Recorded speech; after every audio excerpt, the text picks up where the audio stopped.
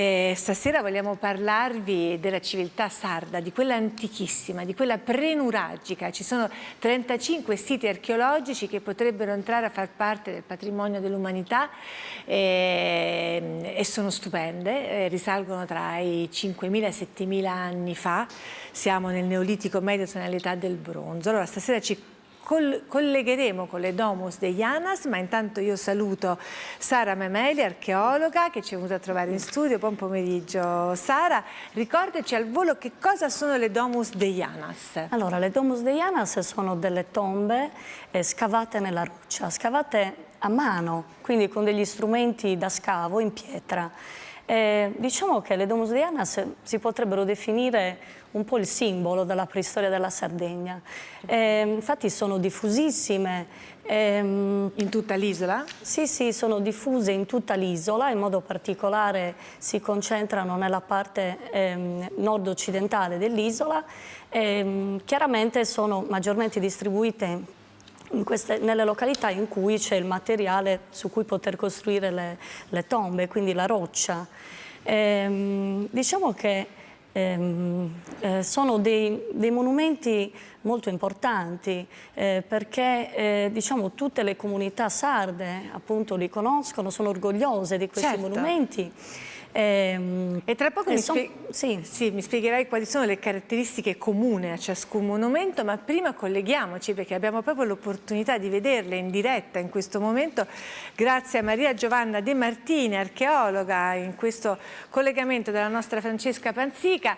Buon pomeriggio Maria Giovanna. Allora, dove ti trovi in questo momento? Che cosa ci farai scoprire? Buon pomeriggio Sveva, ciao. Allora, oggi abbiamo la fortuna di trovarci all'interno di una suggestiva necropoli. Siamo a Montessu, nel comune di Villa Peruccio, e ci troviamo nella Sardegna del sud-ovest, in una regione storica, quella del Sulcis, che probabilmente il pubblico conosce per le sue bellissime spiagge, lo splendido mare e ancora di più per la sua storia legata alle miniere.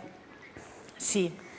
Tuttavia oggi vi portiamo a scoprire un luogo particolare, molto suggestivo e magico, cioè la necropoli di Montessu, che ha una serie di caratteristiche uniche nel suo genere, e possiamo anche osservare qua nelle immagini che vedrete sicuramente grazie agli operatori.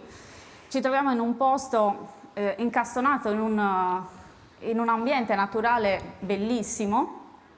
E questa necropoli, nella quale sono presenti ben 35 ipogei, quindi 35 Domus de Janas, si estende per una superficie di quasi 50 ettari. Mamma mia, bellissimo. Che emozione trovarsi in un luogo che ha quanti anni? A quando risale questo luogo? Beh, pensate che qua stiamo parlando di un luogo che è nato circa 6.000 anni fa. Proprio come stavate raccontando voi poco fa, era il Neolitico, in un momento in cui l'uomo iniziava a rafforzare il suo rapporto con la terra e a legarsi con essa in maniera molto profonda. Infatti questi monumenti che noi andiamo a vedere oggi, di cui vi vogliamo parlare, sono proprio il simbolo di questo profondo legame con la terra di queste comunità. Mamma mia. In sostanza questi erano sepolcri o le usavano anche come abitazioni a volte? No, in realtà erano proprio sepolcri, erano i luoghi che queste comunità del Neolitico hanno scelto per i propri defunti. E le hanno scelte bene, non sono luoghi scelti a caso, ma appunto sono intanto scavati nella roccia e al loro interno, come vedremo oggi, vengono rappresentati diversi simboli che per queste comunità erano essenziali e fondamentali. Certo, ci vediamo tra poco. E nei quali loro si riconoscevano. Sì. Ci vediamo allora tra poco per il secondo collegamento. Sara, una civiltà così antica, con delle sepolture così complesse, era una civiltà molto evoluta, no? Molto raffinata. Certo, molto raffinata, tant'è che all'interno di queste domus sono stati ritrovati numerosi reperti che fanno parte, insomma, erano i corredi funerari, quindi dei vasi decorati, delle ciotole, degli strumenti littici, tutto ciò che poteva essere, diciamo così, il corredo per i defunti. Erano, diciamo, il nome Domus Deianas, volevo chiarire, significa casa delle fate, perché sono conosciuti ovviamente fin dall'antichità, però questo nome è stato dato un po' dalle comunità che pensavano che queste fossero non delle sepolture ma delle abitazioni di piccole fate, un po' dispettose, diciamo così, che conoscevano l'arte della tessitura e che filavano appunto nei telai d'oro e cantavano.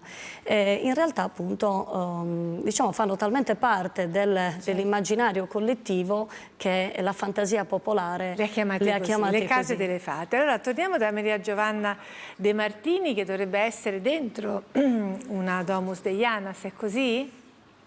Non sento niente.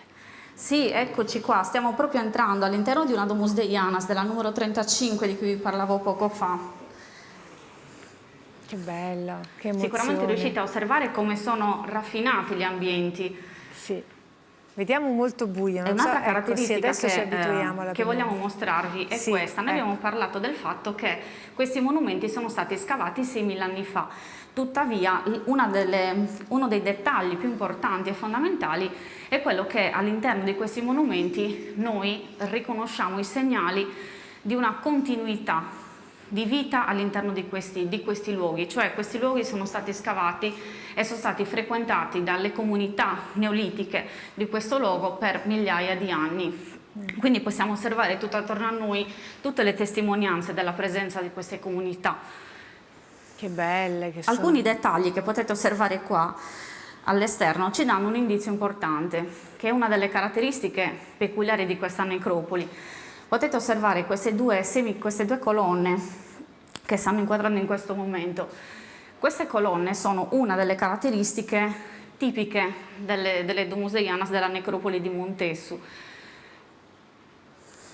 Queste colonne ci richiamano ad un concetto importantissimo, e cioè che queste tombe venivano utilizzate certo per i defunti, però qua nella necropoli troviamo due di questi monumenti che vengono definiti come tombe santuario, cioè delle tombe scelte da queste comunità per essere destinate al culto dei propri defunti. Certo, erano luoghi di Quindi all'interno di culto. questi ambienti si svolgevano tutta una serie di rituali destinati ai defunti e ai morti. Maria Giovanna, cosa rappresenterebbe per le Domus Deianas ottenere lo status di patrimonio UNESCO?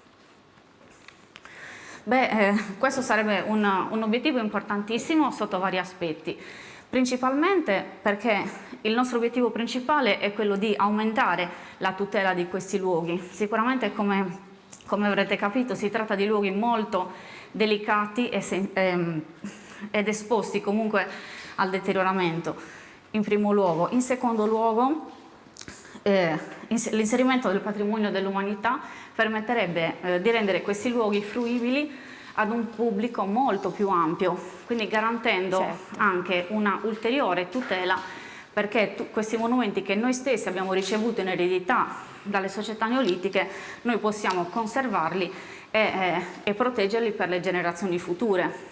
Grazie. Oltretutto, e non